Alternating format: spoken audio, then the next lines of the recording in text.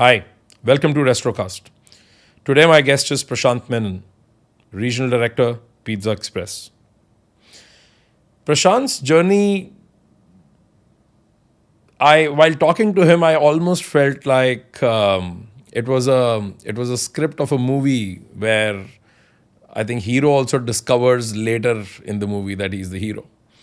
From almost practicing medicine to joining hotel industry to eventually becoming an F&B manager, from caring for his family to eloping to marry for love, and from in a world where there is a chase for top line and EBITDA, somebody who had the vision to care for people and their longevity in the business. I saw Prashanth's story as one of grit, perseverance, and a relentless effort to follow the vision. It was a great conversation and even a better story. Watch. Welcome to Restrocast.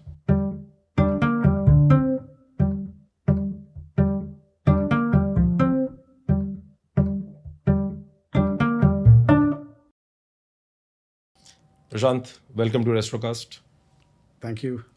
Pleasure coming, and thank you for inviting me and giving me this opportunity. Prashanth, why don't we start with you telling us what is it that you do today? What's your day job now?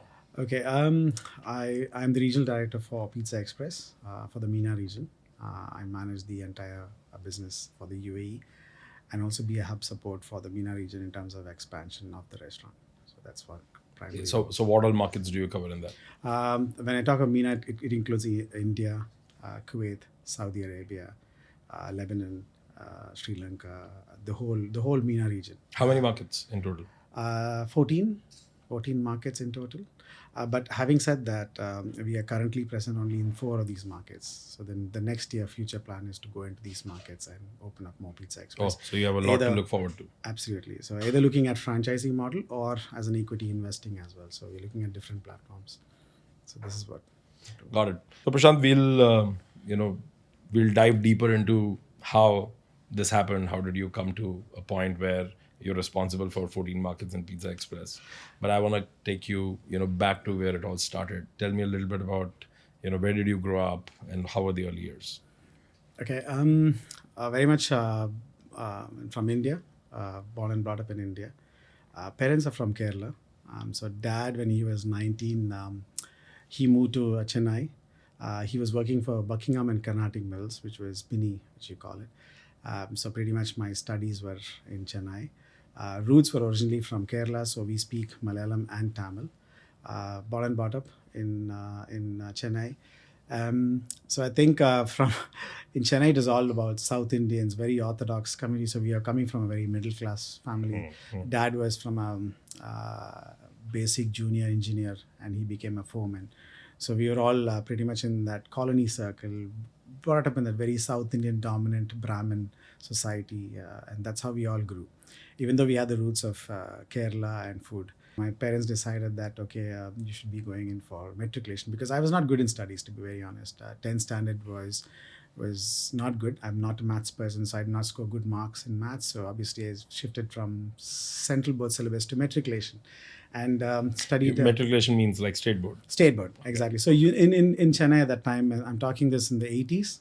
So you had CBSE, you had matriculation, you had Anglo-Indian matriculation, and then you had the state board. So state board was pretty much Tamil Nadu government, and matriculation was one step ahead. So I studied in matriculation. I took science as my major. And at that time, every middle class family's dream, and especially for my parents' dream, was sons has either have to be an engineer or a doctor. And you were in a Tambram circle, so Exactly. I would assume that. Yeah. So that was actually drilled in my head. And the thing was, my sister was brilliant in studies, right?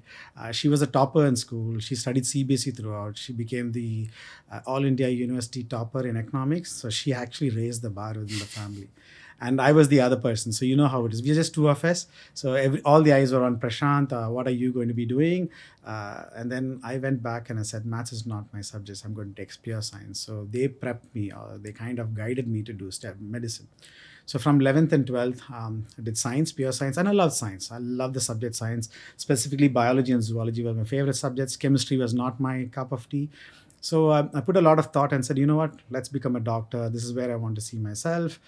So let's prepare for this. Very, very enthusiastic in 11th.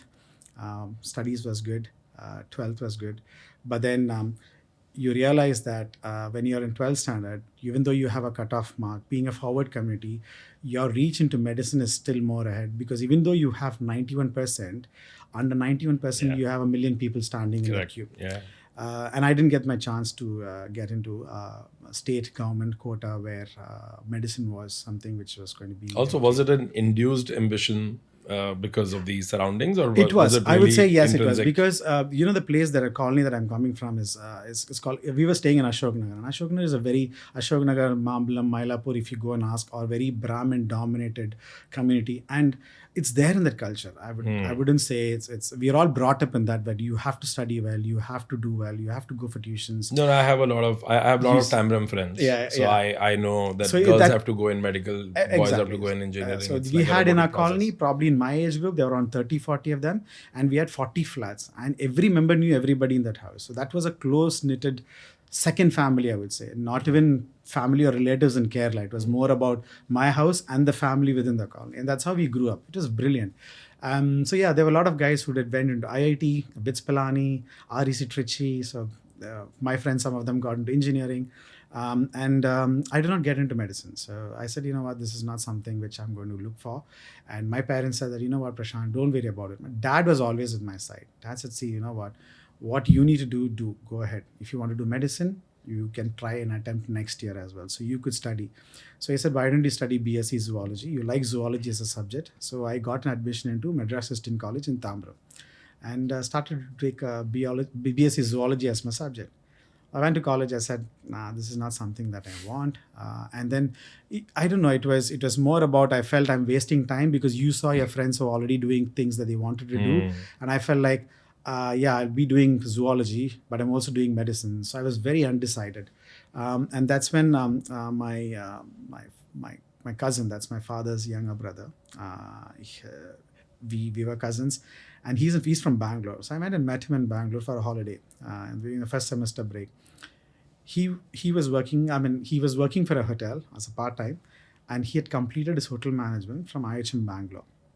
I knew that he did hotel management, but I didn't know much about it. So when I met him, he took me to this hotel in Bangalore, and he started telling me about how this industry is and how this works and stuff like that. And he took me to the college, IHM Bangalore. I went to the college, and I saw the chefs in the chef court, and I saw the practical class of F&B, and I went back and said, this is something that I want to do. Without a lie. I didn't know what the industry was, and I came back. I didn't tell this to my parents, and I was just a bit afraid. And then I did my AIMS exams. I did my All India Medical Entrance. I wrote the All India Medical Entrance exam, and I came, and that was done. And second half of the year, I was not interested going for classes. I was not having attendance, going around with friends. So you still didn't ask your parents? I didn't come and so you had your... So I started to find out about IHM, what the entrance is, because IHM also had an entrance exam. And that time in the 80s, nobody knew what hotel management was. There was only two colleges. There was one, which is IHM, which is a common exam that you have to enter. And then the second was a private college, which was Asan Memorial Catering College, which was 60 kilometers away from Chennai, which is further down. Now it's called Velachery, and it's big. It's developed a lot. So there was only these were the only two colleges in Chennai that I knew of, and I didn't have any friends to ask advice from. The only friend or relative I had was my cousin. He said, Prashanth, go for it, but it's not as easy as you said. I said, no, I love the suit, I love this kitchen, and this is what I want. And you're also having your moment of Abba nahi manenge. Exactly, right? True. So came back, and I told my dad. When dad saw my results in college semester that I have failed in a few of the first semester years, what's happening? I said, Dad, I'm not interested. This is not something that I want to do. I would like to do something different. The first semester has gone 3 months. And I also think zoology and medicine are quite hardcore for somebody who is not feeling interested. Exactly. It's not something for... True. You can just... If I had got better marks and if I got medicine, my mindset would have been, and I said, you know what, let's go. Because in zoology practicals, right, I was a topper in school. Like, let me be practical. So I was the only one who got 100 on 100. I remember teachers would say, if you have doubts, go and ask Prashanth. So dissecting of a rat to a cockroach, getting out the brain, putting it in the... I was brilliant in it. But when you knew that you didn't get an attempt and you know it's going to be a tough run, I tried to give up on that. So that's what happened actually. So then hotel management came into the picture. I said, Acha, I called him, Dad, we're like friends. He said, this is what I want to do. And he said, oh, but you're losing a year in this.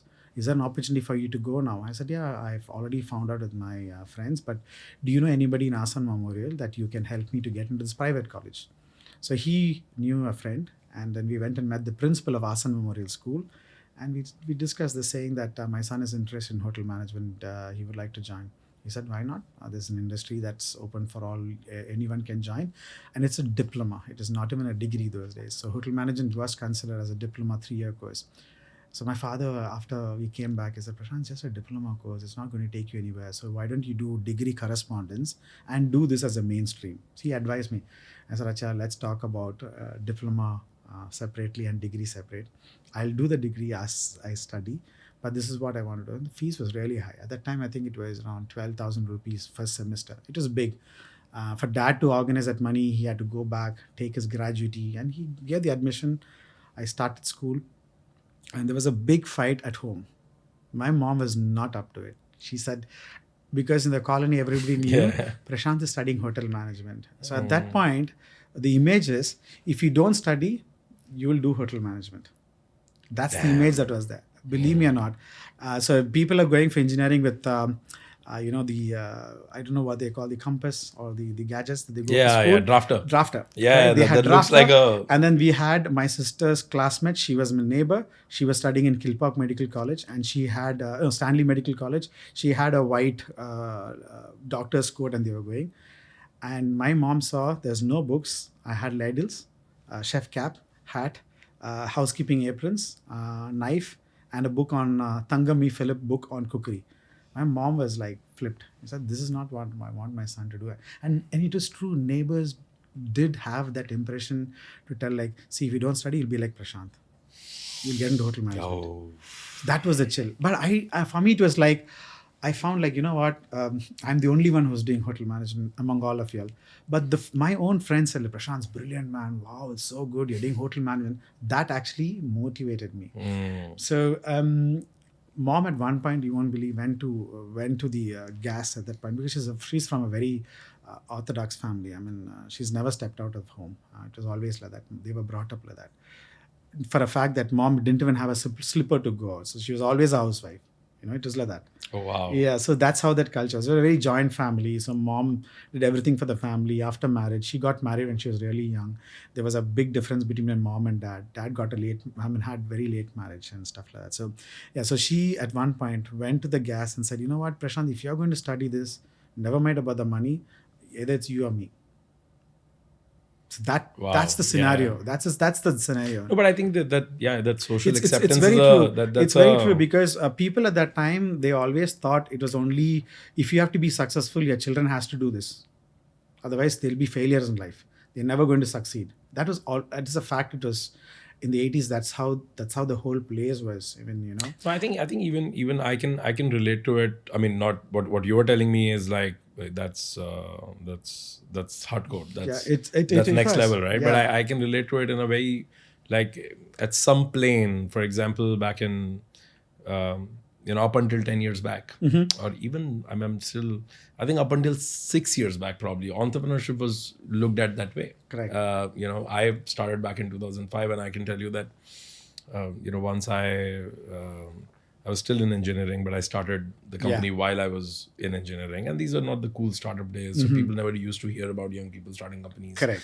Technology was still, coming up. So business meant heavy capex, factory, some industry, right? Yeah. So this guy I met, and he asked me, so what's up? When are you? I mean, he was Dad's friend, and he was like, so when are you graduating? I said, oh, I'm graduating 6 months from now. I said, oh, perfect. So where did you? What's the placement like? I said, oh, uncle, I started my own software company. And instead of saying, wow, he said, oh. Yeah. So you didn't get a job. So I said, no. He said, keep trying. Keep trying. And let me know if you need help. My son is in Infosys. I was like, wow. Yeah. No, I mean you'll find that, but then I think this is why for me my dad is everything. I mean, more than dad, he's like my mentor, godfather. I mean, I would worship my dad. Okay, so dad was the best person to bring that together with mom and make mom understand. I understand where mom was coming from, because as I told you, she's never seen the outside world. She hardly studied till third standard, fourth standard. So for a whole world as children to study well and make sure that I get them into the right place. And when it was difficult for her to understand this hotel line, they never knew what it was. So dad was one way very supportive, and he was the one who actually bridged mom and brought that piece into it, saying that we should be encouraging him to do what he wants to do. So that was a magic. So I enjoyed it. I went to year one in college. It was brilliant. I mean, college was full of different specific subjects that you really enjoyed, which you never even thought of. French to hotel science to housekeeping, front office, everything. So you go through that stream.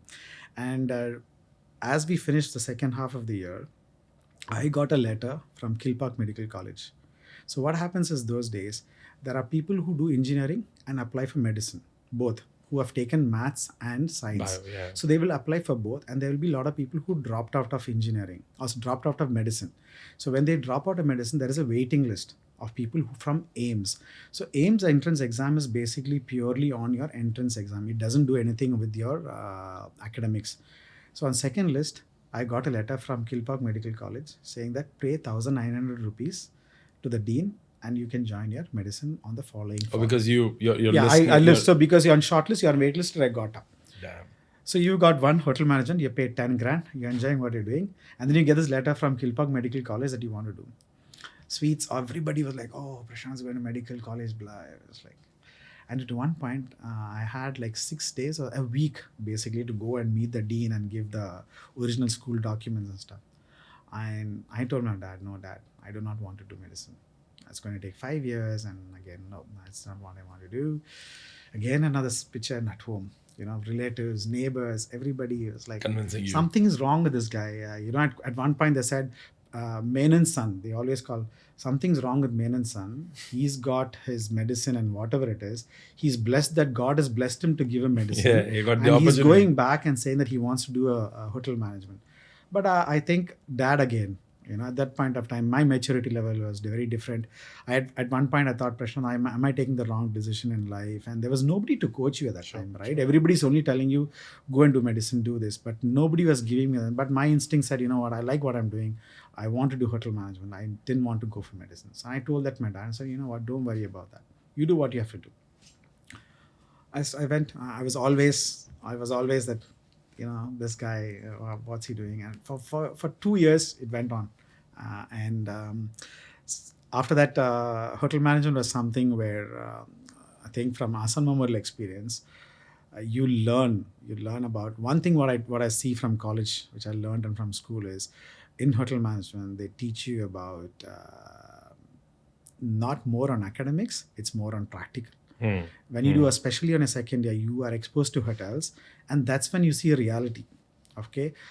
And after my second year, we had 86 of us in our batch 1. When we came back after industrial exposure training in year 3, we were half the size.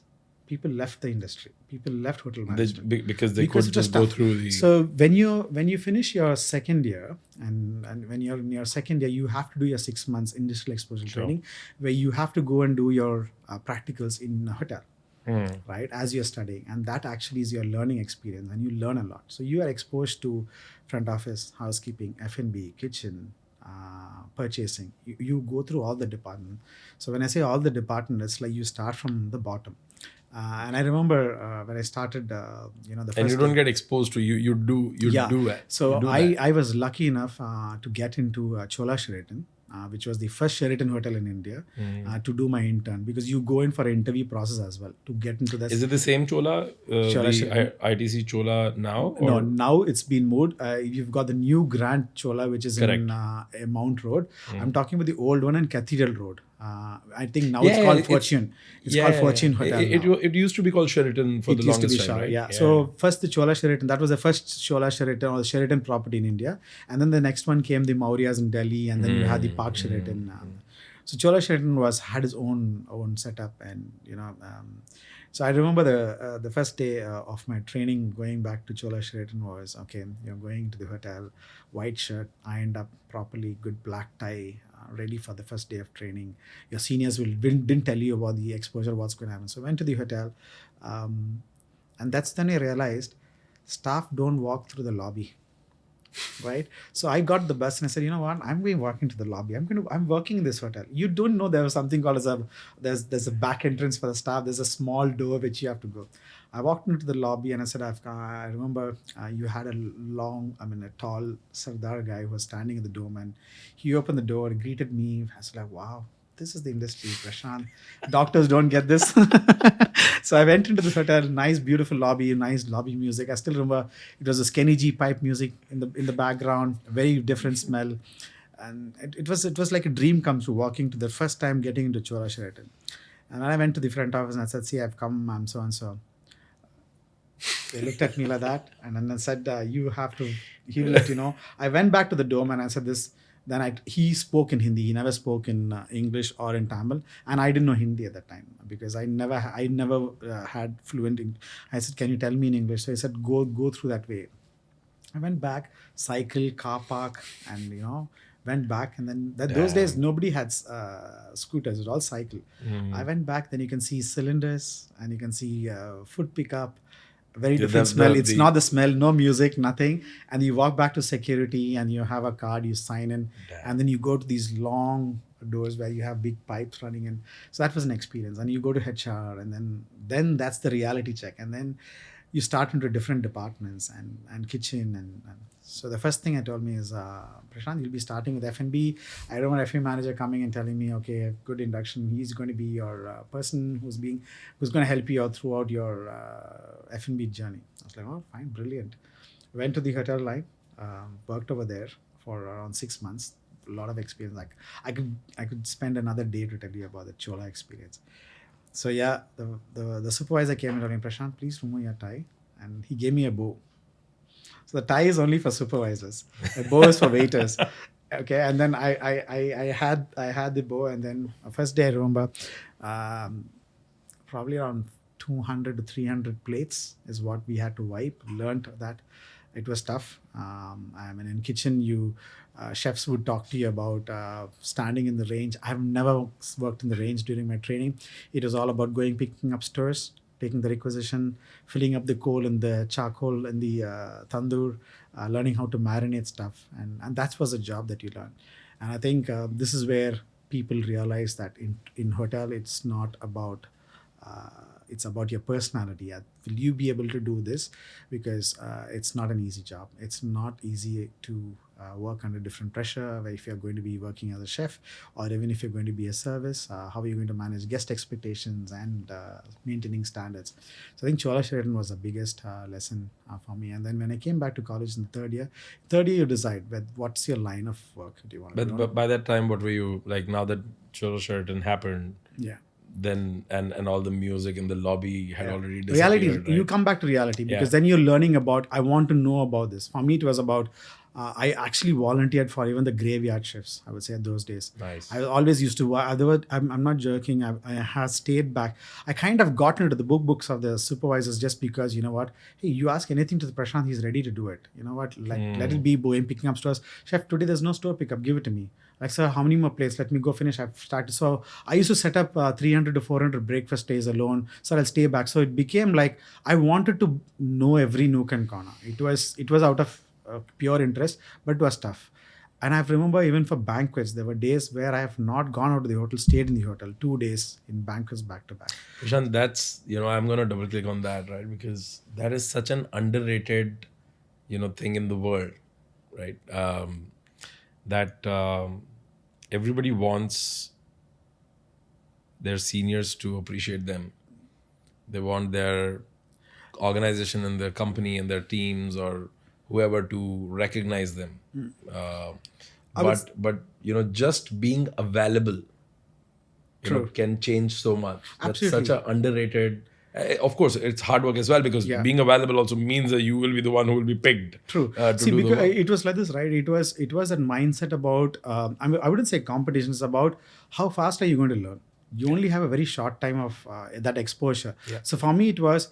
I want to know everything about, say, for example, if I was deputed for a week in room service, I want to know everything about room service, because they wouldn't send a trainee into the room in Chola Sheraton, say, club exclusive room where only a butler service is there. That was a different department totally. So how would you go to that level? Because unless you don't know this. Yeah. So you learn that when to people, hey, you don't know how to do it, then they will not give it to you. So you either have to learn in order to get your supervisor's confidence, to have the trust. So yeah, you give the trust to me, I'll never break up your trust. That's what it was about. And then I didn't want to break up the trust, because he said, Prashanth, I'm sure when you come back by night, you'll have this done. So in the morning, the prep can be done for the next shift. Oh, Sudhir told me this, and I will do this. So that process actually helped me to learn. And over a period of time, your supervisor spotted you and said, like, you know what, this is how you're supposed to do. Why you're doing this? That's largely that's about showing up. Correct. Like showing up, rising up to the opportunity is actually bigger than opportunity appearing Exactly. in front of you. Absolutely. Like because a lot of people in professional life, Yeah. wonder. I have people asking me that, oh, how do I Yeah. how do I get ahead? And I'm like, dude, show up. Yeah, you have to show up. Just show up, because opportunities are not going to rise for you and then give you an invitation. Yeah. You have to show up every day, every evening. You have to literally just show up, and opportunities will start hitting you. Correct. Just because you showed up. And That's true for people. That's true for companies. True. And you know what? To go back now from even that small thing, I realize is even we talk about in training programs, anticipating guest needs. I mean, it's a word that you can tell in training, guys. You make sure in your briefings you'll tell your supervisors to tell your teams, hey, anticipate guest needs. It's a word, but how would you do it? How would you know? That's when your senses, the way you talk about, hey, you keep your instincts very sharp. Correct. You see what you can anticipate. You look at the person's eyes and anticipate what you want. It's the same thing in the hotel line, and that's where books will teach you. So that's why the best thing about hotel management, you learn the basics, but everything else is experience. Everything else is what you get on the experience. And I think that's why this industry is, I love this industry, is because it teaches you a lot of patience. It teaches you a lot of patience. You could do yoga, you could run books, you can get you can do a lot of stuff. But I think hotel management is a different nerve, which will teach you a lot of patience, every format. You know what? I can stand for 10 hours. Hotel management will teach you this. Hotel school will teach you this. I can listen to abuses, customers' abuses, or anything for that matter. I will be able to be calm. I'll have my nerve done. That is, this industry will teach you how you can be a person who can always be smiling even though you have a lot of worries behind your head. So this is the industry that teaches you that. So I said, I clinged on to this, and I said, this is something which I love to do. And my aim was actually, after finishing college, I said, you know what, I want to take F&B as my specialization.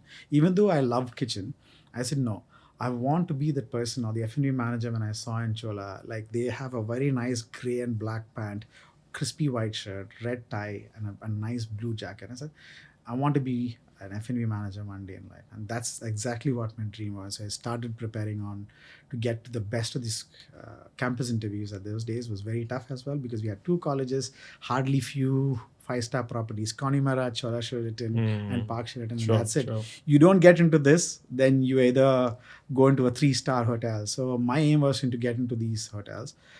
And then I finished my hotel management, and I said, F&B is what I'm going to look at. And I did not get into any of these hotels. I could not get into any of these hotels. One, because you also have Oberoi School of Management. You have the Manipal School of Hotel Management. Plus you have the IHM guys who are equally aiming for these hotels. And the vacancy is only one. You only have one manager, one catering manager, or one catering assistant position, because properties were not opening up as you speak. So that was a limitation at that time. I mean, slowly hotel management was catching up, right? I left, I finished school, and then I joined Sterling Holiday Resorts. Was the first holiday resort company They came for campus and they took me as a management trainee. And I went to Delhi, first time to go to Delhi. My first posting was in Kulu Manali. They opened their first resort in Kodaikanal. The second one was in Kulu Manali. And I started my 1.5 year with Sterling Holiday Resorts, understood the resort business of it, more leisure, retail, setting up F&B, understanding the coffee shop business and F&B business slowly. We were appointed as catering assistant or catering managers that they were called. Was Sterling timeshare even then? It was a timeshare. They 99 started years. as a timeshare. They started as a timeshare, and they were opening properties in Goa, Delhi, Bombay, Ooty, Kodaikanal, Lonavala, and all these places. And so we were being deputed to different resorts. So after my training in Kulu Manali, and that's where I learned Hindi.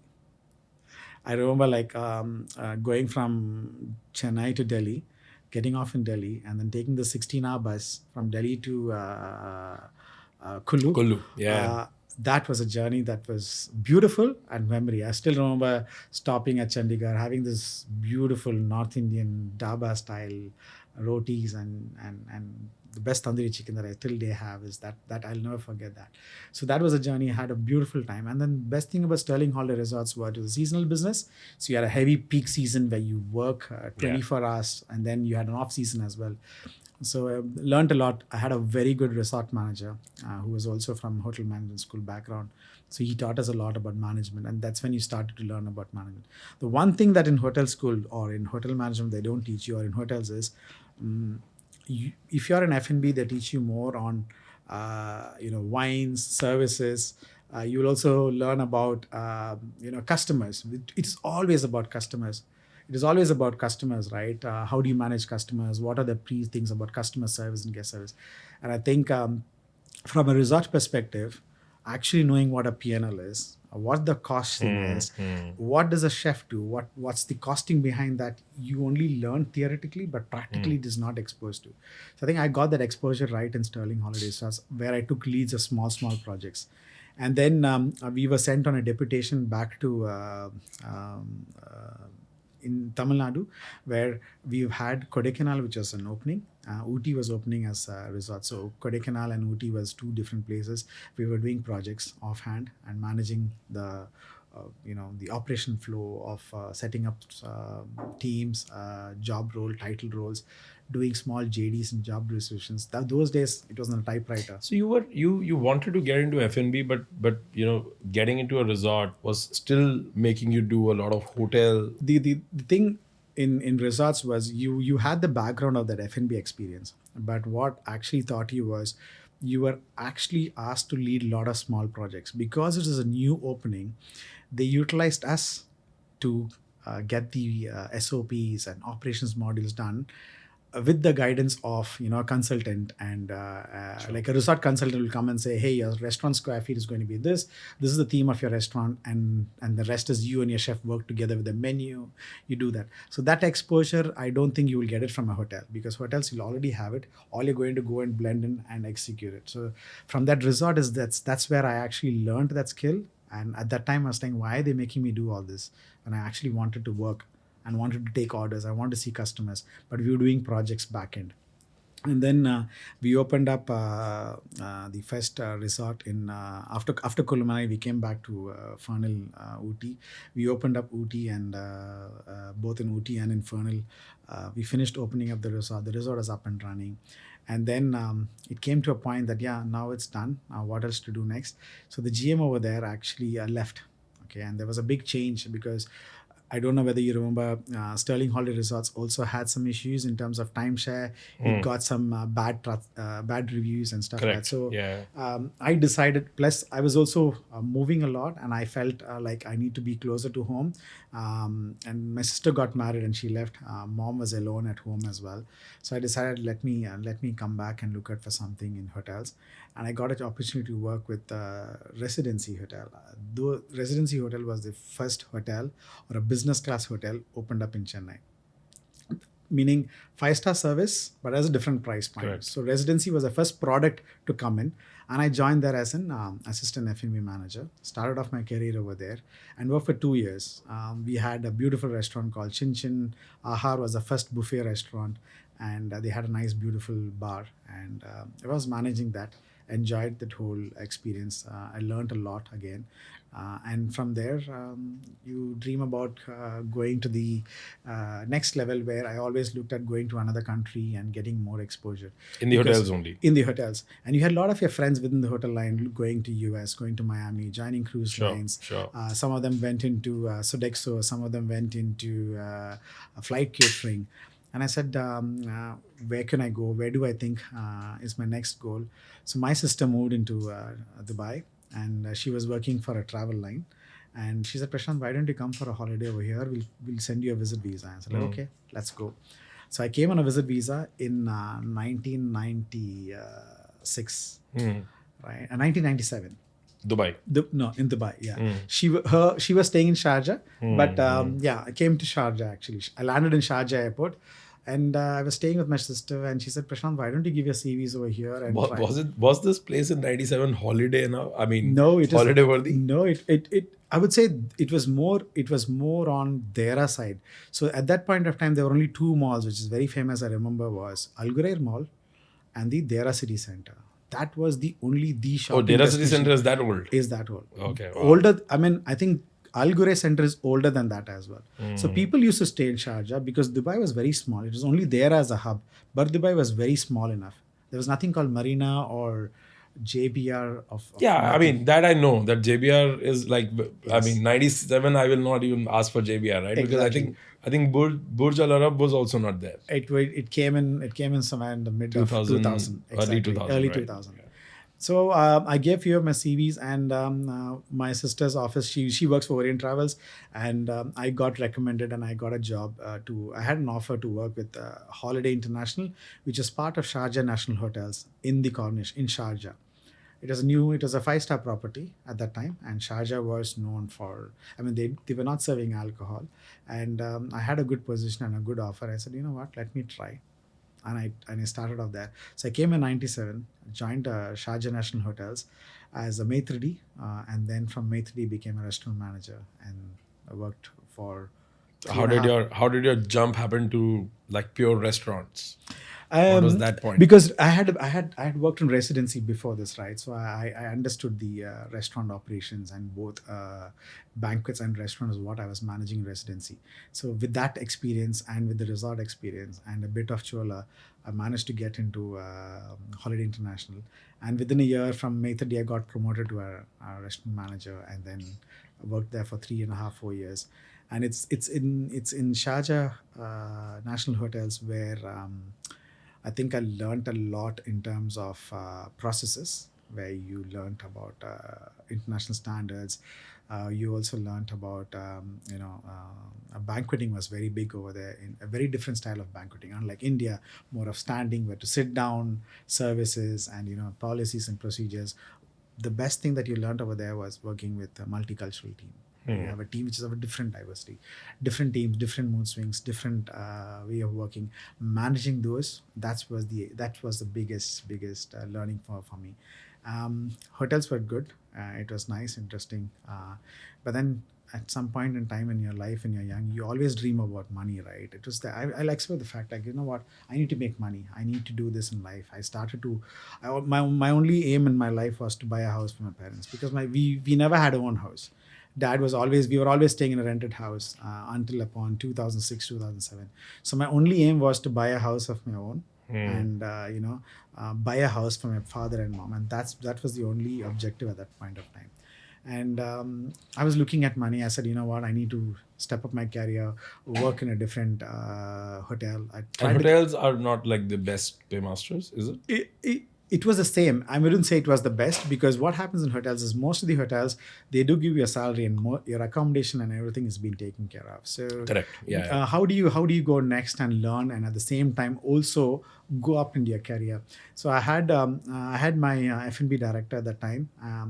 He left the hotels and he joined PizzaExpress at that time. Standalone restaurant in Dubai.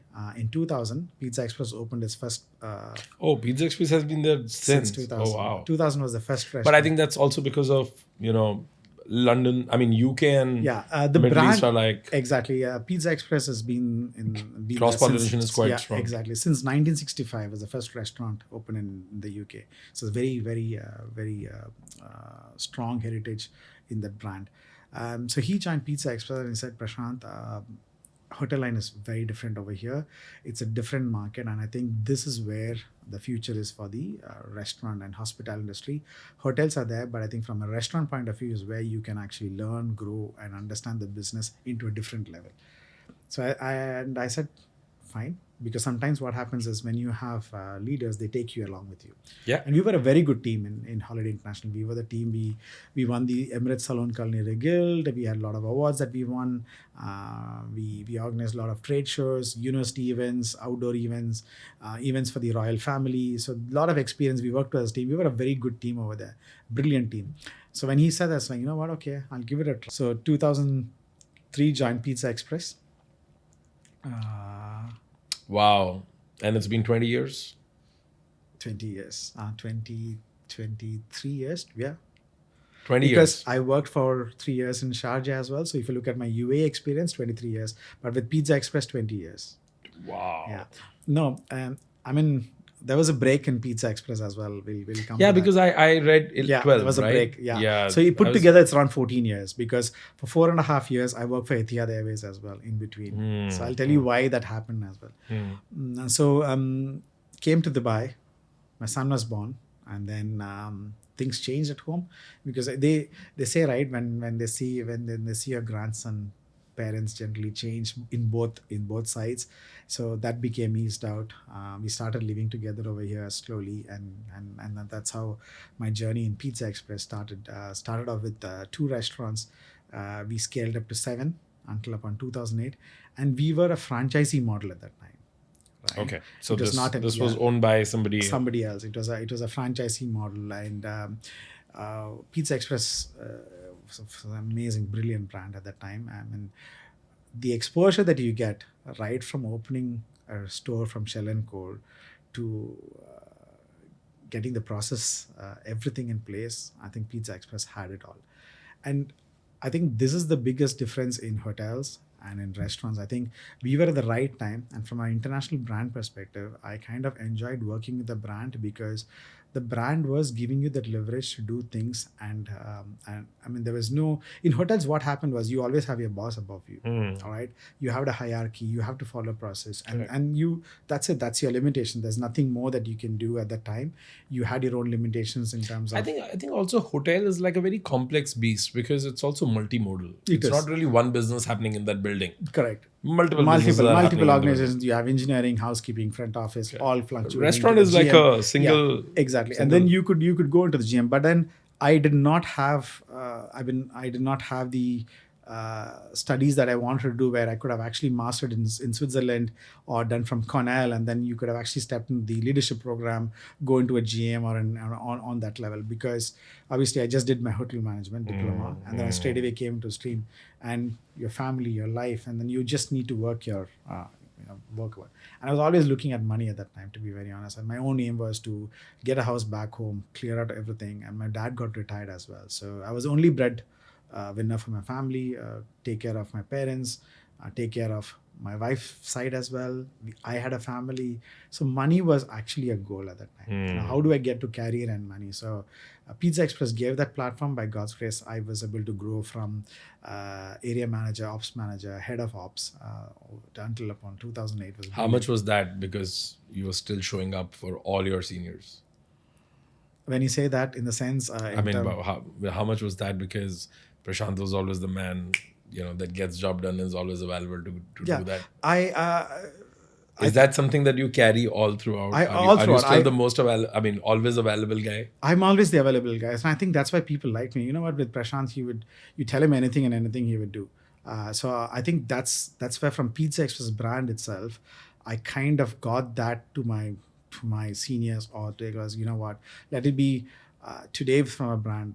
We introduced outdoor caterings to open the first alcohol site in the Jazz at Pizza Express in JLT. We also opened up the kiosk model. We were the first one to start delivery in 2007. Right? From PizzaExpress point of view, we were a casual dining brand. So I think all these small leads that we did in the brand, I think I got the initiative. I had the jump start to do it, and this brand allowed me to do it. From one restaurant to 7 restaurants to 12 restaurants in 2007, 2008. Um, we had I had a bigger issues. I think sometimes in life you learn a lot. There's always somebody from the top who'll come and tell you, you know what, you're going on a very fast pace. You need to slow down. I was enjoying my life, enjoying my work. Everything was fine, and dad was diagnosed from cancer. So it was shocking. It was very difficult, and I was the only one. And I told you, mom is very orthodox. She doesn't even know the outside world. So I had to go quite frequently to India, meet dad, understand what the problems were. So he had sarcoma on his leg. So it came to a point where I had to go and didn't know whether it was cancer and what the depth of it, what the level of it. So doctor said it's malignant, so he need to operate him. To cut the story short, the when they tried to remove his tumor, the operation did not go well. So dad had to have his leg amputated. Ouch. And can you imagine? And can you imagine, like, right? So, see again, I'm saying life teaches you a lot of patience. I think the industry teaches you a lot of patience. I was the only person where the surgery was done. They took out the tumor, and at around 10 o'clock in the night, the surgeon comes and tell me I was the only one in the hospital. My mom was in the at home. And the doctor comes and you see dad has developed something called as necrosis, and because of that there's a blood clot, and if you don't treat this well, the main blood vessels will burst, and it's going to be life threatening. We need your consent to have your dad's leg amputated in 4 hours time. And I'm wondering, I have to take a decision, yes or no. And I just didn't. I was just blank. Yeah, this this was. is I only pray that nobody should get this in life. But actually, you know what? Sometimes you have to take the decision, right? You have to take the right decisions for your parent. And for me, as I said, dad was everything to me. I was in the lowest point at that time. The lowest point in time. And it's like, I wanted to go and hide myself somewhere. Or I wanted to fast forward my life. Or I wanted to rewind my life and say, can I go and get back? All that thought came to my head. But I had to sign it. The next day, dad was into ICU, and he went into coma because of his age, and my only thing in my head is, what am I going to tell my dad? How is he going to react? My dad was the fittest person that I've ever seen. When he had this, that makes it even more difficult. Even more. He was 78 years old. He was as fit as he was. He used to play cricket. He used to cycle a lot, and he was always fit. He always never sat alone for a while. So for that person to understand that his leg is gone, it was something which I didn't know how to react. But then it all happened. He always said, yeah, I know, Prashanth, all the bad things have gone. Good things will only always remain. Oh, man. This was the word that he said when I met him. He said, I know, Prashanth. I knew that there's something bad. That's fine. It's gone. That's all he said. So that's the personality that he was. And then for 6 months, I was there in India going through this. And I think that's where the reality is, where of life is. There are two things that you learn in life. One is, yes, you learn about your professional level, where you learn everything. You learn a lot for yourself. Yeah. And I think that 6 months in hospital, going in and out, and you understand how valuable that every day in life it is, and what you can contribute back to the society, or to anyone for that matter, or even if you can help somebody. That's where I changed myself about. It's not always about money. It is not about money, Prashanth. It's about every day that you live, what can you do things better for others, right? Your chase evolved. I just changed myself. Yes, you have your own family benefits and stuff like that. So that was the biggest change for me, and I kind of changed myself. How did that manifest in your work? In work, I started to think about, sometimes in the industry, it's all not about winning trophies and awards and stuff. I said, how can I be an importance of people, where you can change the culture, you can change the behavior? How can you be a mentor? How can you bring changes to the people's life, right? So I think, again, after that, I left Pizza Express. I left Pizza Express because I said I wanted to spend a lot of time with my parents, and I left Pizza Express, and I didn't want to come back. And my friend had that time had joined Etihad Airways, and he said, Prashanth, you need to do something. You can't look at something back home in India. Your wife is over here. How are you going to go back? And Pizza Express was also having a change in the management, in the sense where the current owners were looking at selling off the business because there were two partners and they wanted to move away. So that was happening as well. And I said, you know what, it's right time. I've done 8 years at Pizza Express. So when I joined back, let me look at something else. And I had the opportunity to join with Etihad Airways. So they're coming with an onboard F&B manager. It's a very new program, national airline of Dubai. Abu Dhabi. It was Abu Dhabi, 2008. It's all like, wow, it's something that I can. I'll have a lot of time to be with my parents. I can move around. So I took up the job, worked with them for 4 years. And Etihad also taught me a lot of stuff where you look at a different level of people. Top 2 things that an airline F&B, taught you or just opened your eyes to? More than F&B, I think yes, it's about the food and the service, and you had the exposure of meeting top celebrities and real big people like from the likes of Sheikh Al Nahyan to Muhammad Yusuf Ali, who was the owner of Lulu, to you name it. But then they are a total different person in the 35,000 feet. They're just like normal people. They'll sit and chat with you. I remember I had a 6-hour chat, me and myself, and Yusuf Ali was the only person. We had a lot of chat in that first class business lounge in Etihad Airways all the way to Cape Town. So we talked all the way through. A very simple person. He talked about how he is.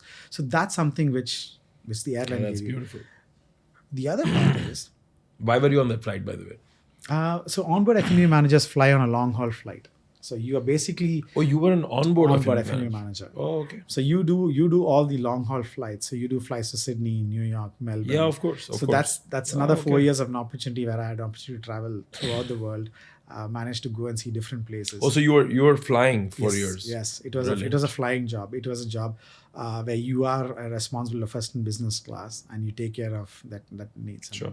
So in terms of food and service, it was very easy.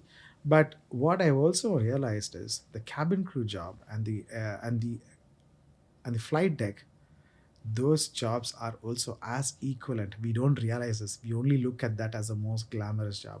But they put in a lot of hard work because their job is to ensure the safety of the passengers. Next comes is the service. So in order to put that, you're working long hours. You're working on different time zones. People think, oh, there's not much of a job because they hardly have the sleeping pattern has generally changed. Yeah. And in order to keep that momentum, put that smile, keeping to the highest grooming standards, you're working on pressure. You want to make sure safety is always a priority.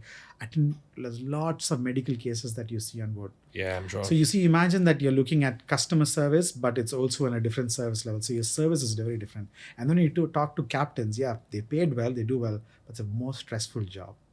And they're bored. They like to sit and speak to you. We do get chance to speak to them in the cockpit, right? And then they talk to you about life skills of what they've done. And they envy us. So I wish I can do a job where I could stand and walk. So 7 hours of the flight they're sitting, and so the airline industry did teach me. But I have a lot. I mean, given I'm a flyer enough to respect.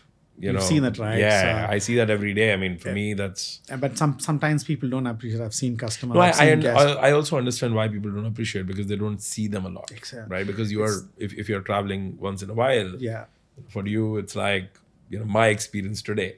But when you're continuously flying, you're like it's you. Yeah, I mean, I find myself. I'm a customer who likes good hospitality. Okay. But at the same time, let's say on flights, at times I find myself just reading a steward or a hostess, and after I make my request, and I'm like, you know what, whatever else you're doing, continue that. Bring it later. I'm okay. Exactly. You don't need to do it right now. Yeah. And I see the smile at that moment, right? In that moment, something lights up. True. Yeah. Because they also work on a lot of stress and pressure because sleeping patterns, your mood swings are very different. It's the air that you breathe in the cabin, and then your food times are very different. So that's that's the industry. So it is So beautiful. 4 years of all over the world. 4 years all over the world, came back, and Pizza Express was no more in franchisee. He just bought back the equity, and then that's when the brand said that, Prashanth, why would like to join you back. We want you to come and join back. We are trying to open the first alcohol restaurant in the region, and we have bigger plans and stuff like that. So I said, okay, sounds good. And they had a very massive plan of expansion.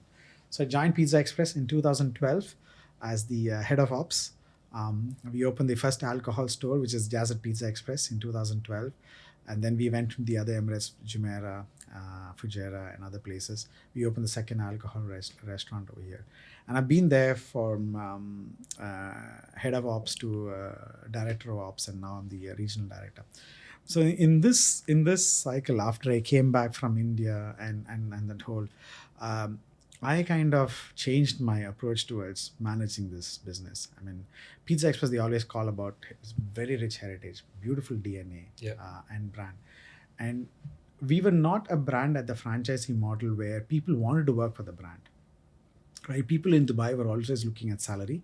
They're looking at a place where they can make money, send money back home, and move on. That was the hotel. Or they wanted to work in hotels. Sure. Hotels like I'm talking about Sheraton's, Atlantis, and Jumeirah Group, Ritz-Carlton. Yeah. So how are you going to get the best talent into Pizza Express, right? So that can come only from us, right? If I start to think on those, only then I'll have people to come and stay and work with us for long. Sure. And I always dreamt about being the great place to work. All right, I dreamt about it. And I remember in one of the board managers meeting when I went to the board and said, I had a proposal to say that in 3 years' time, I want Pizza Express to be the great place to work. And no due respect, at the time the CEO was very new to the business. He was 2 years. He said, Prashanth, I really like ambition. I really support you, but go for it, right? But I don't want you to be upset even if you don't reach. Because he was thinking it's not going to be easy for a restaurant to be a great place to work. And if you look at great place to work, there was no restaurants in the category at all. It was always your DHL or UPS, Google companies in Dubai was. Yeah. And I know that. I mean, it's difficult. It's difficult for tech companies. We got it 2 years back. Correct. But I know it's so my aim was, if I have to be in that spectrum, it was not about getting the trophy, believe me or not. My objective was not to get the trophy. I said, if I'm going to bring this to my HODs, we are going to start that culture within our team. Why did you have that ambition? What was the seed? See, because we had a plan to double our estate. Okay, if you don't have your foundation and your team, you're not going to succeed. You're definitely not going to succeed. But I'm assuming that UAE always has people. It has available, right? There's no dearth of people. But you need the right talent to stick on to your company. Now, if it's Pizza Express, it's a set brand, stuff. It was not, because I would say most of them at that point of time, I'll be very open. It was like a waiter or a supervisor, a maximum shelf life would have been 2 contracts. So it's just like 4 years, 2 to 4 years. They would leave. They will get a job in the cruise lines, or they would job in elsewhere, or even to retail. So most of them at that point of time, if you're working in the hospital industry, retail would give you a better salary, or they will look at for better growth. So new people come in. And I didn't want this to happen. I said, how am I going to fix this? So HR would say, they're getting better salaries and stuff like that. I said, no, what? Let's do one thing. Let's aim big. Let's go for this great place to work. I want to be the best place to work. I want people to come and work for this brand. What can we do? What can we do something different? And when you go back and you see, there were a lot of small things that we had to change within a management style, and that made a difference. And today you wouldn't believe, I have 60% of my staff are almost 15 years plus, 10 to 15 years. Now, how did this happen? It didn't happen. Yeah, this is a fact. Now that's amazing. Yeah. So for me, like a lot of them say, "Oh, Prashanth, you should talk about this marketing." I said, "No, it's not about marketing. It's not about going and putting ourselves and saying this." So, unsung heroes. I said, "No, you need to do things at the right time. It is about what is required, not for you." I mean, the ownership mindset. Everybody talk. You need to have the ownership mindset. How are you going to bring it? Right? One, yes, you can bring in top line sales, you can get a EBITDA, that 100% you'll do it. But the other part of it is the people element, which are the people who are driving your business. And sometimes in the board level, we don't look at it. Yeah, Right. yeah. They're very So difficult because it's very difficult to it is, quantify. it is very. So at that point of time, I remember in 2012 to always up to 2017 and 18 or even till 19, our turnover was sitting at close to around 28 to 30%. Industrial average was pretty much the same. Today we are at 10%. So Prashant, that's now commendable. I mean, I so was not expecting you to finish that great place to work with, saying that you have people 60% in F&B, in F&B, 15 years. That's so amazing. 5 years. If you look I don't at, know how many brands can say that, except hotel. I mean, how many F&B brands can say that? I wouldn't know. I mean, maybe there are Very some difficult, good brands. very There are some difficult. good brands, but then, like if you look at my store managers, they all started as waiters. So you're doing two things, right? And I always wanted one thing, which I always tell my HR and everybody in the leadership team with me is like, guys, I want the teams to be grown within the system. I do not want to bring any leadership from outside. So they see the growth plan. How are we going to give the growth plan? You got to demonstrate and do it for them. So we set up that. So all my store managers started as waiters. All my restaurant managers are 10 years, 12 years plus. Beautiful. You have my ops managers who got 18 years of experience, 18 to 19 years of experience. So when you have this, anything that you want to achieve, you will be able to do. So my approach is people first strategy. That's exactly what I did. I went bottom to top approach. What in are every like decision if you want to share a couple of things that you do for this to happen?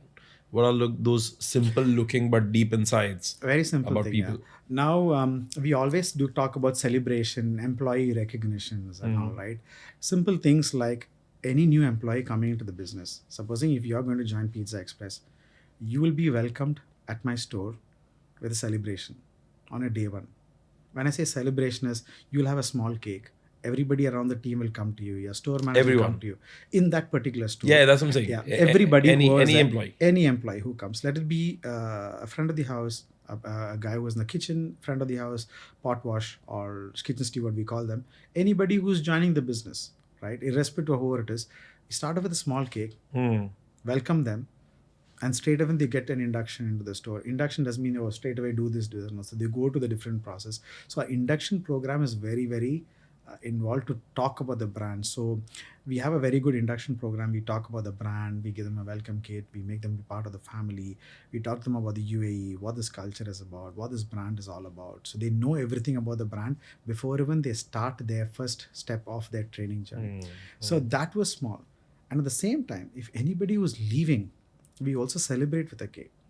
Most of the companies, what happens is, I mean, from what I've seen with Pizza Express, you're leaving, immediately when you're leaving, you become into the bad books of your bosses. Or even I have experience when I was in hotels, you work, you're leaving, come on, man, you're going and joining a competitor. You had that in your head, and you thought, okay, go, man, you go for your good, all the best, good luck. But you didn't have that smile in your face. You said, yeah, this guy is going and joining a competitor. But I kind of changed it. You know what? It's his life. He's going to grow. He's going to do. But he's going to remember this. So let us celebrate and thank him for whatever that you've done. You work for 1 year, 2 years, or 3 years. So when you leave, we also give you a small cake. Teams get together. They all buy a gift from their pockets or whatever that they are to contribute. They'll give some farewell gift. We celebrate. Thank you very much. We give a good recognition certificate. Thank you very much. And you send them. And you know what that has done? We had people who have left the business and wanted to come back. Yeah. It is not because I wanted them to come back. I wanted them to remember that your journey with Pizza Express was something unique that you learned. Guys, don't come to the brand. Try and learn as much as possible. That's my always go to my managers. Guys, customer service, everything will happen. No problem. You will teach them.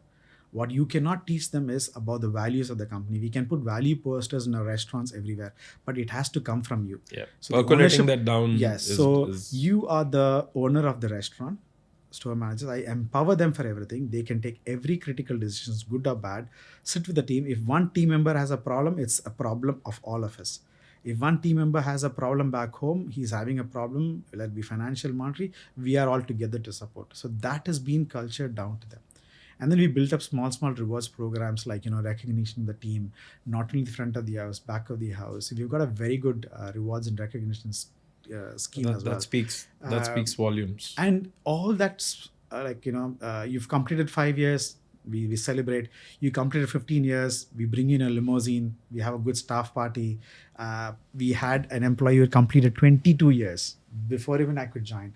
So what we did was we gave him a surprise where we invited his whole family back from India, surprised him on that day, got him a visa for 2 months, fully paid by the company to stay and go on. So these are small things that we do. Nice. But I'm not saying this just to get a pat on the back, but I think these are something which they are well deserved to get it. And I think if we don't recognize these, somebody else would go, or they would go away, or they would be with somebody else.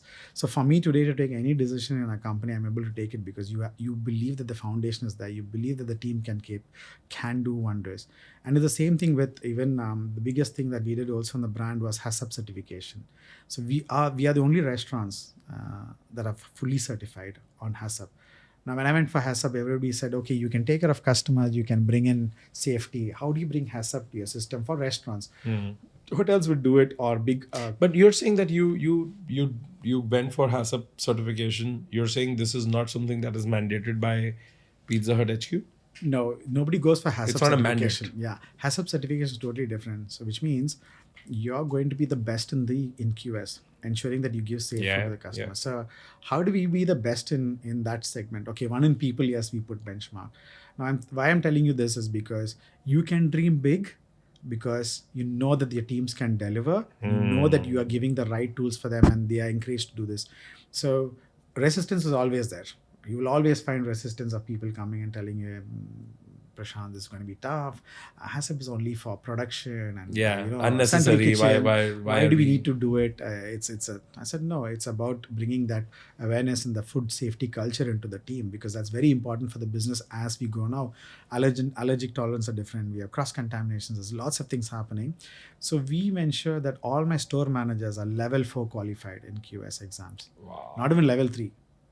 Company will take care of it. We'll pay for you. We'll pay you for your education. We'll ensure that. That might have just changed the game for you guys when it comes to the sensitivity of each manager about these things. Very true. Because my store managers did not have that exposure. They knew cross-contamination. Yeah, and nobody has that, right? And these, I mean, my own experience, and I'll share one small thing, is that my same experience has been in the tech security. Mm-hmm. And I can tell you that we have a list of certifications that we have gone through. Yeah. And most of these certifications were neither required nor asked for. Mm-hmm. Definitely nobody asked for BSI to certify us. Yeah. And I basically, threw a lot of my teammates into that play saying, even if we don't qualify, it's okay.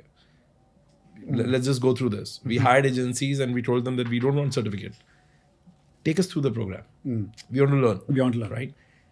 I think the game changer for me in my observation was that, for me, my CTO, for everyone, was that people who went through that program, their sensitivity to security, compliance went up so much naturally that even in the conversations where it was technically not asked for or required, they basically started saying, you know what, this is not going to be compliant. That's not going to be secure.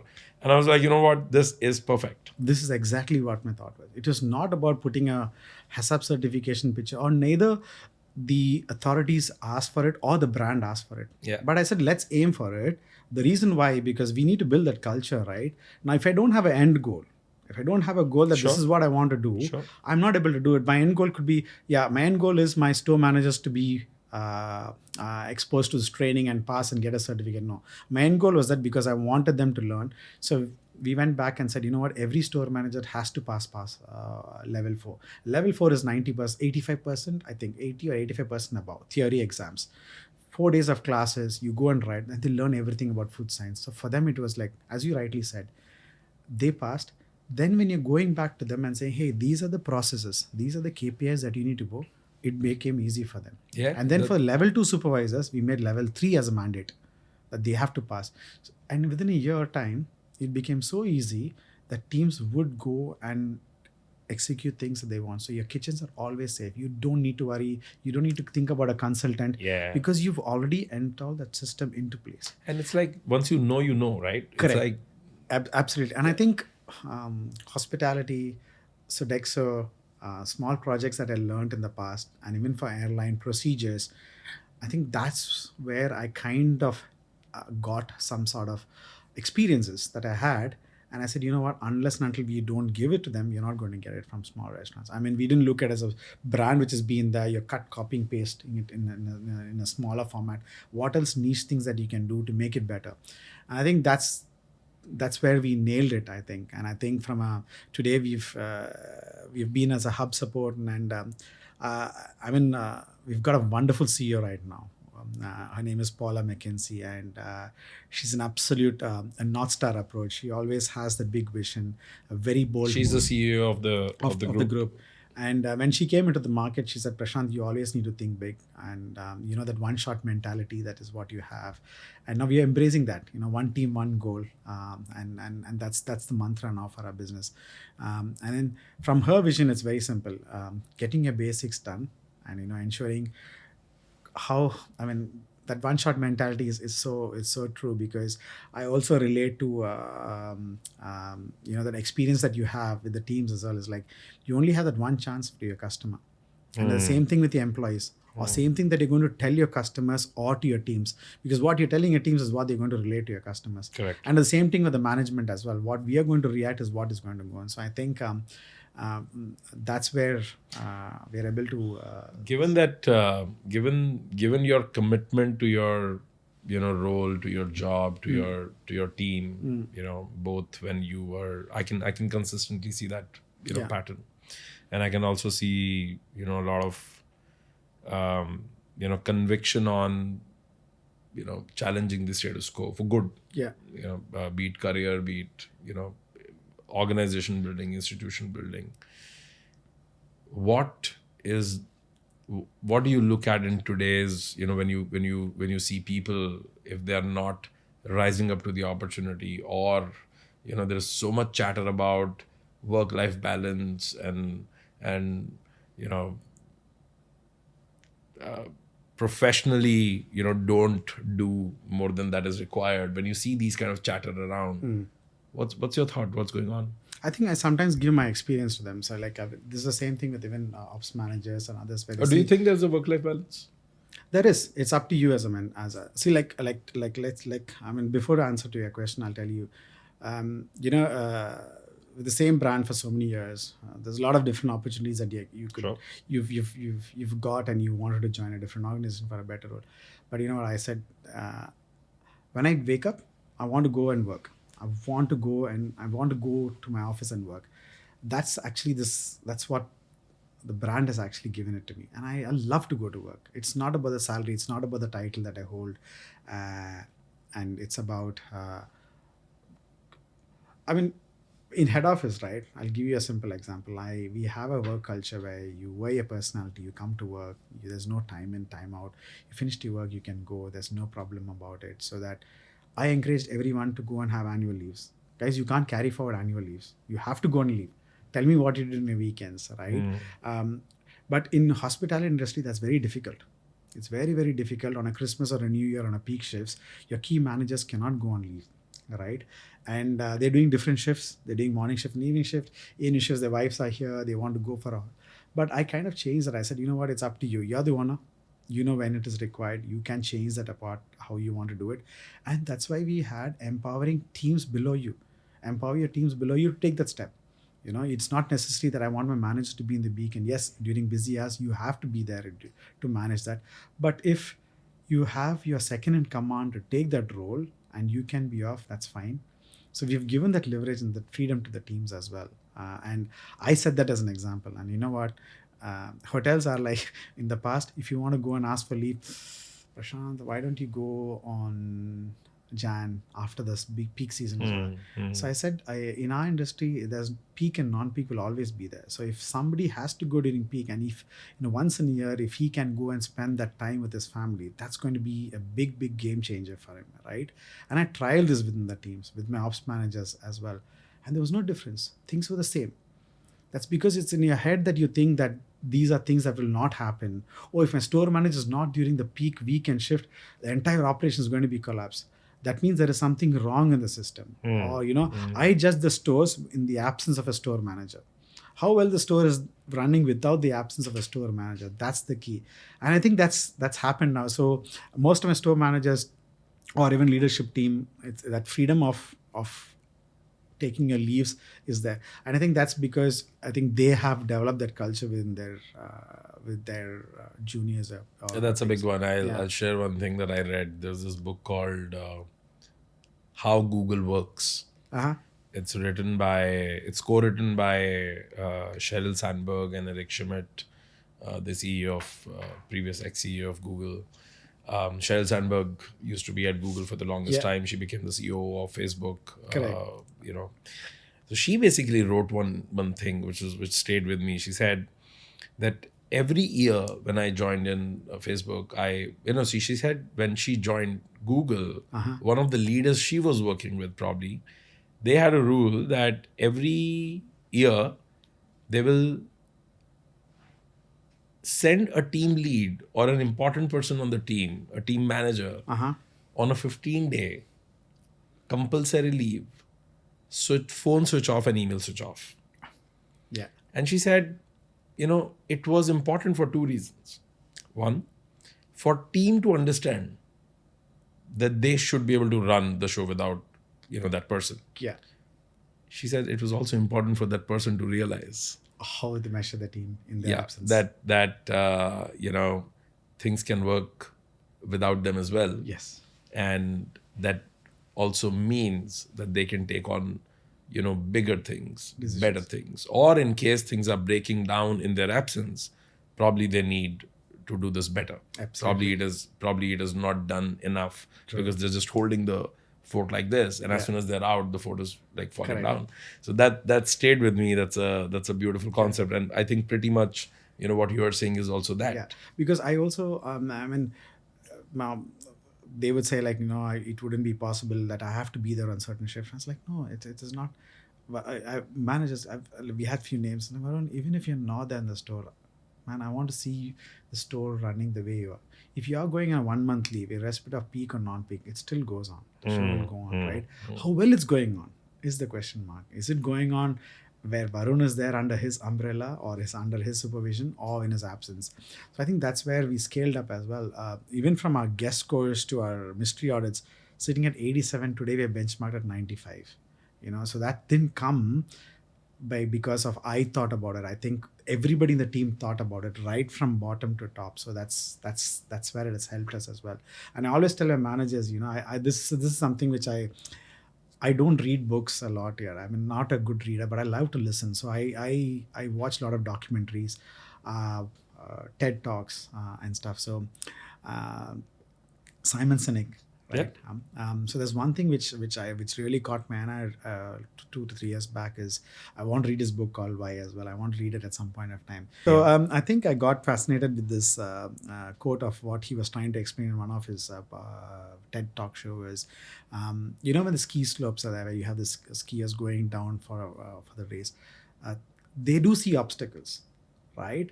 But they navigate through those obstacles. So the aim is to navigate through obstacles. And this is exactly what I tell everybody in the manner. Like, guys, you will have obstacles. Now, don't look at this obstacle as an obstacle. You see, how am I going to steer away from this? And which is very true. And I said, like, guys, you whether you're there, you look at every challenge as to how can you move away from it. Correct. It could be short or it could be long. And in any business, there's nothing going to be, especially in food business, you'll always be challenged on top line sales and delivering numbers. That's never going to be changed. And there's not one quick mantra to say, hey, if I do this, I'm going to make profits throughout the year, just sit down. No, it will challenge us. And I think that's the beauty about this hospitality industry, right? There is, today you're doing this. So we have raised a bar to this level. It's very difficult to maintain that to that bar. And then how do we take it to the first level? And that can only happen with teams. And if you don't have the right team and the right culture, there's no point study from big Harvard schools or Cornell or hotel schools with 20 or 30 years experience. But if that cannot be led down to the team, we won't be able to reach destination. And I think that's my take. That is beautiful. I think a lot of what you're saying is very coherent, because I can totally see the not only the people first approach, but also also the vision of why to empower them, Correct. right? Because empowerment of the people as a virtue or as a strategy, Yeah. is just words. Yeah. Unless you have a reason to empower them, unless they also know why do they need empowerment, right? Correct. Because they also, people don't want ownership, and by people I mean anybody in the world does not want ownership unless they know what to do with it. Correct. And why do they need ownership? Yeah. What is going to be the end result and goal of it? True. And not only for them, like for let's say the community, the team, the family that they're serving, Yeah. unless they know exactly what to do with it, They wouldn't- ownership is unnecessary responsibility. Correct. They say, why would I have to take this on? Correct. Why? Yeah. If it goes bad, like I don't even know why did I get into this. Yeah, and I also seen I've done this mistake in the past as well, long back. Like if they had to fail on certain things, I sometimes give up on that person. I've done that in the past, but I realized it's not the case. You don't give up on any leadership. You don't give up on anybody because they would have something which they have learned through that mistake, and it is sometimes that I don't see that mistake as an opportunity. And when at the need of the hour, when somebody fails is where you need somebody to be behind you, right? Like say for example, there was a task. But you qualify that, right? I mean, can you do that with everyone? Not with everyone, but at least if you're giving that confidence and if you're giving that atmosphere around them, you know what, you're making a mistake. There's no problem. We are there. Like a soft landing on mistakes. You don't have to worry. But if I don't give them that comfort zone, that even when you're failure, you would be able to do it, but you have somebody to lean on or to back you up, and you come back and tell me where you failed, so we'll do it together. Then it becomes a very different scenario where, you know what, this is what the failure happened, and I did this to ensure this happened. Then you took wow, I've learned a lot from you guys as well. So I think that's something over the years that I've learned. And my personal thing is like, I want to as much as that you learn from the industry, people just or most of the leaders is this industry at one point of time, I feel there wouldn't be people who want to do this waiting job. They do feel that waiting jobs are not much more lucrative. The millennials are not liking this job anymore. How do we teach them? How do you go back to the society? How do you find out that hospitality is still a brilliant business? It's not. It's things that you learn for life. Managing customers or speaking to customers, it teaches you patience. It teaches you tolerance. It teaches you how to behave. It teaches you mannerism. It teaches you how to be a most humble person. Those kind of stuff is where I think is missing or will. I think in the next generation or the millennials, it's difficult. It's very difficult, and I can totally see a precursor of that. For example, I find that in New York the most, right? Because in New York, and specifically New York, not only US, but in New York, everybody's side hustle is restaurant. It's restaurant, right? Because they're either trying to be a magician or an artist or an actor or somebody, right? And they're trying to go in performing arts, or they're trying to get into even going through law school or something, right? True. And these kids and these people, mostly under 25, they will be doing waiting jobs. Correct. Mostly 4-hour shifts, And one is that New York is already fast. Yeah. Like the speed of walking and talking. Yeah. Both are like beyond you, right? Yeah. And then the missing warmth is an understatement. I have been waited by like people who did not even bother to look me in the eye. They're like, yeah, tell me, what do you want to order? And I was like, hey, well, and they disappeared. And they're like, all right, call me when you're ready. And I was like, where did this guy disappear? And I couldn't understand. They have only 4 hours. Exactly. It's a side hustle. They don't really care. Neither about the restaurant, not about you, not about the food. Correct. Nobody cares. Correct. That's a real threat to hospitality per se. And this is where I'm thinking. I have something in plan, and I'm thinking big. Is how could I spoke to a couple of friends in the industry, and it's like, can we go to some small countries, a small place like Madagascar or anywhere, and these underprivileged children who want to come up with a career in life, is there something that we can go and teach basic schools on, or if it's going to be on teams, talk about hospitality? Hey, waiting job is good.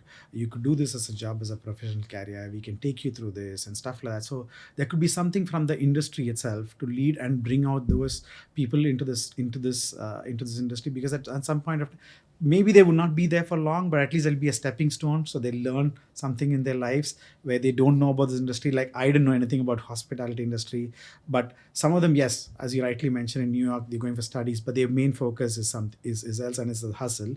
But there could be so many people who don't know this industry and who are going to the wrong side of the business where they're going in, poverty is there for them, and they're going into drugs and stealing and stuff.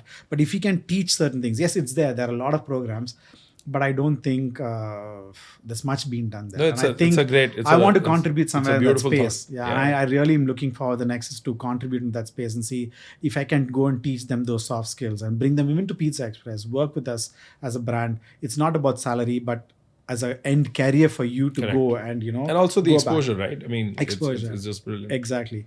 And same thing with CSR as well. I mean, you wouldn't believe, I'm taking out of time, but I just want to share this continue. as well. PizzaExpress, as I told you, right, when you bring in that small culture, you wouldn't believe, I still have tears in my eyes when I talk about this, is we had every team member gets a small tip here in the system, right?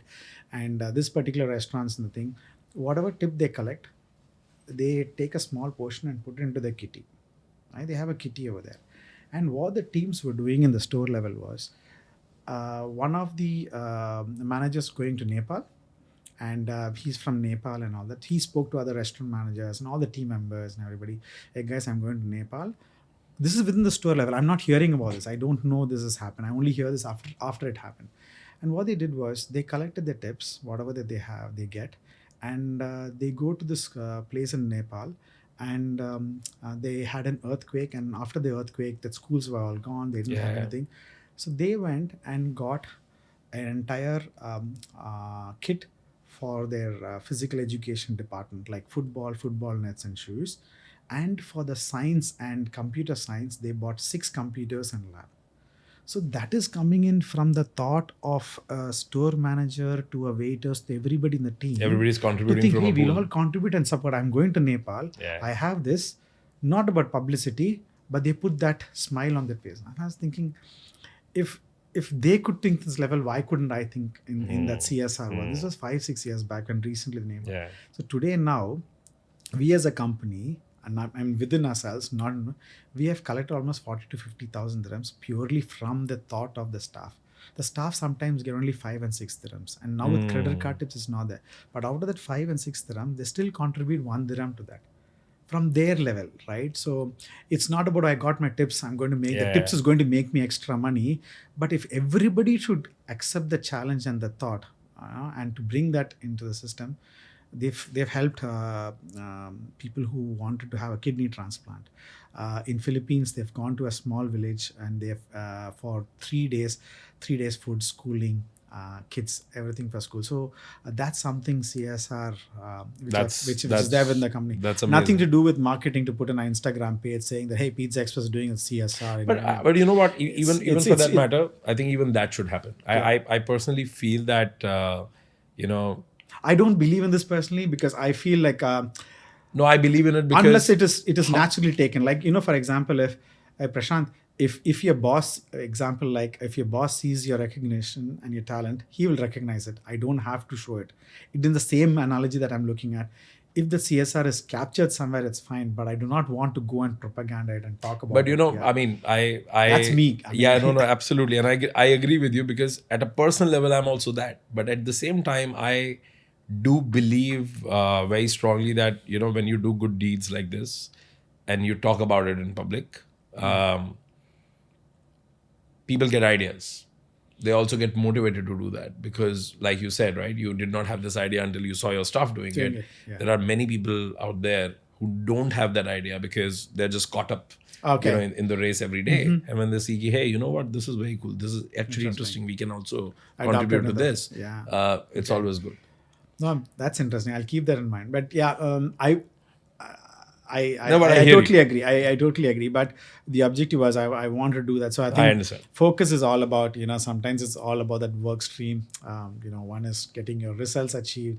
And I think the best other one is to be with the team. And I love to be with the team. That space is where I'm more comfortable because these are the guys who are delivering your own success and the absolutely. team success. And if I can contribute to their success, that's what, let it be personal or in professional front. Prashanth, what's last question? What's keeping you excited today? What are you looking forward to? In next couple of years, what's cooking in your head? Good question. So I'm 50, right? I'm 50 right now, and my son just got graduated, and I realized that You don't look, you don't look that. I don't know. But no, no, no. anyway, we'll Yes, chat about the potion that you're drinking later. But go on. yeah. So no, so I think a future is about, as I said in the beginning, is how what best level that I can contribute within this industry, right? Yeah, anything that you can share that's cooking in your head, like what's that North Star, even if not tactical, what's exciting you right now? I think we have a brilliant opportunity from a business point of view. Okay, from a business point of view, I purely feel that we want to scale up in this region. I really want to take up this region and scale up to at least 70 to 80 restaurants and be a part of that bigger goal. Because the brand wants to do at least 1,000 restaurants in the next 4 years, and I want to contribute at least for the region for 100, and that's the biggest goal. Just I see myself to go on. That's on a professional level. In a personal level, as I said. I want to do a lot of, I wouldn't say a lot of charity work, but I want to support as much as people I can. I'm sponsoring 6 children for the education back in India. And if there's more that I can do by teaching, as I said, making sure that I can put that smile on their faces, that's where I'm looking at. That's it. That is beautiful. I will say, all the best and a lot of good intentions and wishes for your goal to Yeah. contribute, more than 10%, to the bigger goal of the ship. Yeah. And to the personal goal, I would say that I'm personally inspired. Thank you so much. Prashanth, this was a great conversation, extremely enriching. It was a pleasure talking to you, and I know I wish I could have more conversation with you whenever you come back to Dubai, or please do catch up. And there's lots to talk. 100%.